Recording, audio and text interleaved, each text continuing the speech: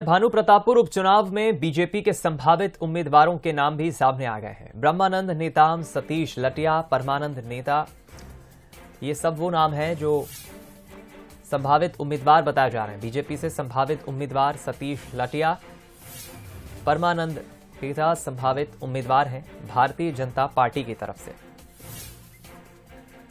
बता दें, ब्रह्मानंद नेताम का नाम भी चल रहा है दौड़ में, जो भाजपा से 2008 के विजयी प्रत्याशी रहे हैं।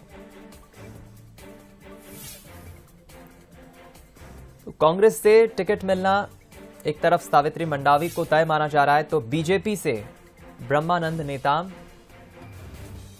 और कुछ और भी दो नाम हैं जिन्हें पार्टी अपना उम्मीदवार बनाएगी।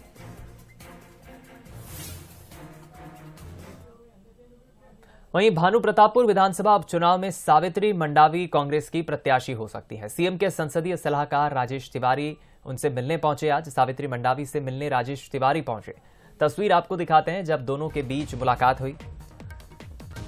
मनोज मंडावी की पत्नी है सावित्री मंडावी, जो सरकारी नौकरी में थी शिक्षिका के पद पर, लेकिन उन्होंने अब उस पद से इस्तीफा दे दिया है क्योंकि माना जा रहा है कांग्रेस उन्हें अपना उम्मीदवार बनाएगी। मंडावी की पत्नी सावित्री मंडावी कांग्रेस के टिकट से उपचुनाव में प्रत्याशी होंगी, उम्मीदवार होंगी।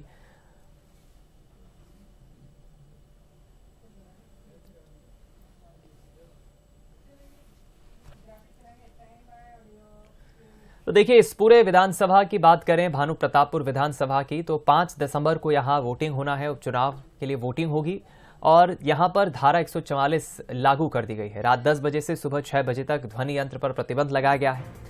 प्रदेश चुनाव समिति की कल बैठक भी होना है। प्रदेश चुनाव समिति की बैठक होना है जिसमें सीएम भूपेश बघेल, पीएल पुनिया, तमाम कांग्रेस के नेता शामिल होंगे।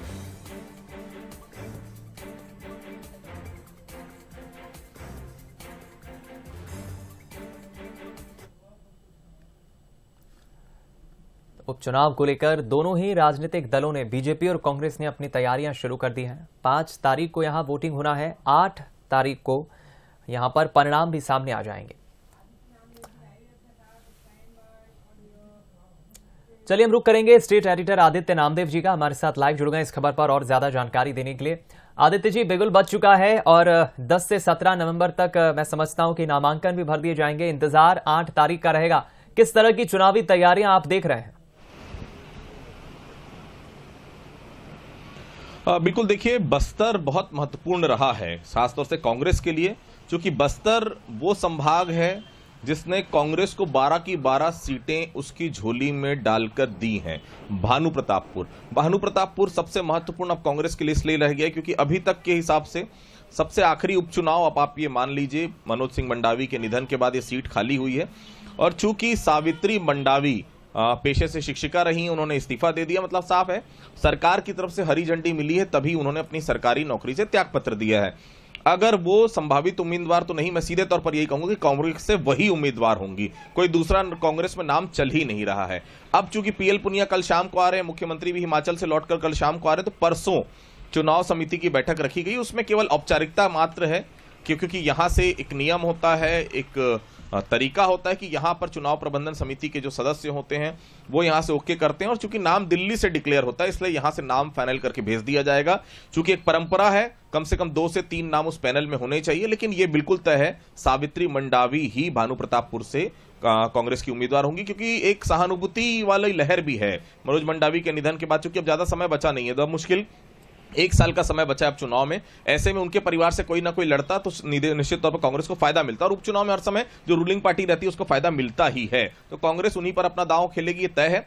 दूसरी महत्वपूर्ण बात, भारतीय जनता पार्टी ने भी 4 लोगों की समिति बनाई, जो रामविचार नेताम शिवरतन शर्मा है और धमतरी की विधायक हैं रंजना साहू, ये तमाम लोग जाएंगे और वहां पर भी ये देखेंगे कि भारतीय जनता पार्टी से कौन उम्मीदवार हो सकता है। हालांकि देखिए, जैसा कि नाम आपने बताया, ब्रह्मानंद नेताम पिछली बार चुनाव 2008 में चुनाव जीते भी थे, लेकिन इस बार एक चीज और आ रही दीपक जी, जो जरूर बताना चाहूंगा अपने दर्शकों की, नए नाम के लिए भी प्रयास वहां पर हो रहा है।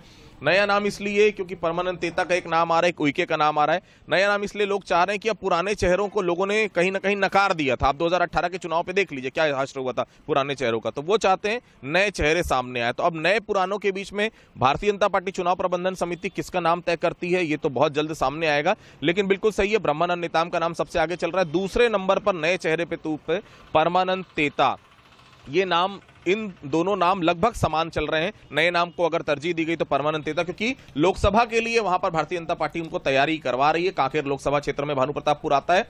दूसरी तरफ ये जो है 2008 में चुनाव जीत चुके हैं, तो ये दोनों के बीच में कोई एक नाम फाइनल होगा जब भी भारतीय जनता पार्टी दिल्ली से लिस्ट जारी करे। आदिवासी क्षेत्र है, कांग्रेस के लिए भी बहुत आसान नहीं इस सीट को जीतना, क्योंकि आरक्षण की आग अगर सबसे ज्यादा कहीं जल रही है तो इसी भानु प्रतापपुर के आसपास जल रही है। कोयली बेड़ा, अंतागढ़, इस पूरे इलाके में पखांजूर, ये पूरा इलाका कहीं ना कहीं जो है वो आरक्षण की आग सबसे ज्यादा दंश में है। आरक्षण की जो कहीं ना कहीं जो असंवैधानिक बताया है हाईकोर्ट ने 58% आरक्षण को, और एसटी का आरक्षण जो सीधे तौर पर 32 से लेकर 20 हो गया है, 12% की सीधे तौर पर कमी आई, तो वो कांग्रेस के लिए नुकसान हो सकता है। एक और महत्वपूर्ण चीज दीपक जी जो कहीं ना कहीं आने वाले समय में हम सुन सकते हैं, क्या खैरागढ़ की तरह मुख्यमंत्री भानु प्रतापपुर को भी नए जिले की घोषणा कर सकते हैं? यह भी बहुत पुरानी मांग है भानु प्रतापपुर के लोगों की। अगर ये पासा कांग्रेस खेलती है, चलती है, तो भानु प्रतापपुर में कांग्रेस की जीत को कोई नहीं रोक सकता। खैरागढ़ में हमने देखा था पूरी विपरीत परिस्थितियां थी कांग्रेस के, लेकिन जिस दिन यह घोषणा हुई खैरागढ़ को नया जिला बनाया जाएगा, विपरीत परिस्थितियां भारतीय जनता पार्टी के लिए हो गई और फेवरेबल परिस्थितियां पूरी तरह से कांग्रेस के लिए हो गई। भानु प्रतापपुर को भी क्या जिला बनाने की घोषणा मुख्यमंत्री कर सकते हैं? ये एक बड़ा सवाल है, क्योंकि आज दिन भर भानु प्रतापपुर में यही आवाज आ रही है कि भानु प्रतापपुर को नया जिला बनाया जाए।